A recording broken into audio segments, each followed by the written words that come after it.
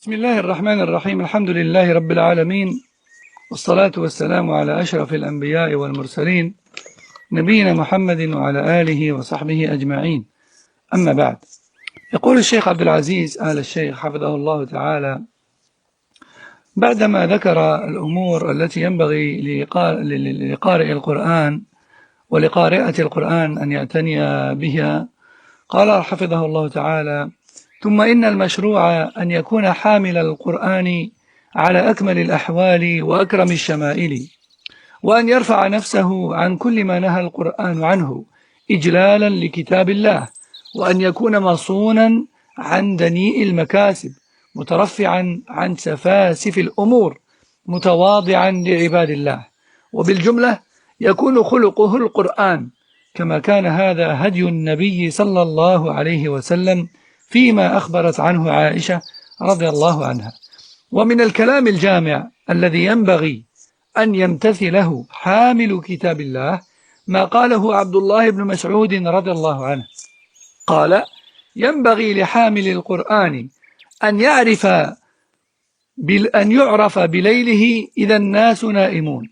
ينبغي لحامل القرآن أن يعرف بليله إذا الناس نائمون، وبنهاره إذا الناس مفطرون، وبحزنه إذا الناس يفرحون، وببكائه إذا الناس يضحكون، وبصمته إذا الناس يخوضون، وبخشوعه إذا الناس يختالون. انتهى.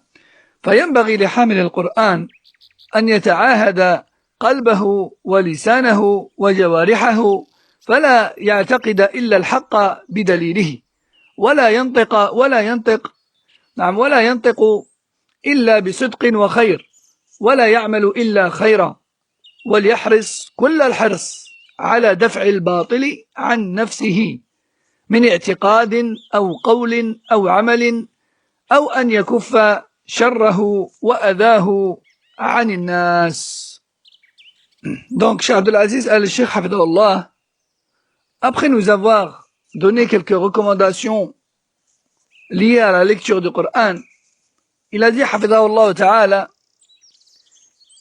il convient à celui qui a mémorisé le Coran de se comporter de la meilleure des manières et de se débarrasser de tout agissement interdit par le Coran, et ce par respect envers ce Coran qui est à présent dans sa poitrine, et de se préserver également et de s'éloigner de tout revenu d'argent illicite, et aussi de s'élever au-dessus de tout ce qui fait d'une personne une personne de la bassesse.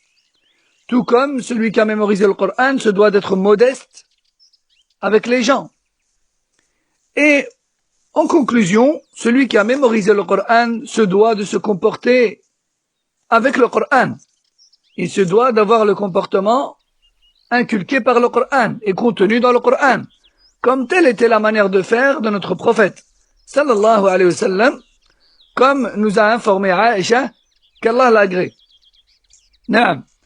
Et comme a dit Ibn Mas'ud, radiyallahu anhu, il a dit: celui qui a mémorisé le Coran est facilement reconnaissable de nuit, pendant que les gens dorment. Pourquoi? Car il prie avec le Coran.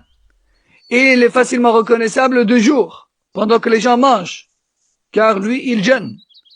Et il est facilement reconnaissable par sa tristesse, pendant que les gens expriment leur contentement et leur joie en oubliant l'au-delà. Il est reconnaissable par ses pleurs, pendant que les gens rient aux éclats. Et lui, il pleure par humilité.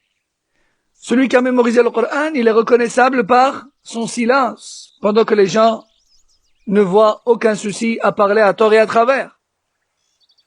Naam. Donc, celui qui a mémorisé le Coran doit constamment réviser son cœur et sa langue et ses membres, afin de les préserver de ce qui n'est pas digne de eux. Et aussi, il doit veiller à corriger constamment et améliorer constamment sa aqidah, sur base de preuves, et sa langue et ce qu'elle prononce, de sorte à ce que tous ses dires soient véridiques, et aussi ses œuvres, de sorte à ce qu'ils ne soient que de l'ordre du bien et aucunement du mal. Tout comme, donc par la même occasion, il doit se préserver de toute fausse croyance, mauvaise parole ou mauvaise action. Naam. Et de préserver les gens de tout préjudice provenant de sa part. فهذا والله أعلم وصلى الله وسلم وبارك على نبينا محمد وعلى آله وصحبه أجمعين.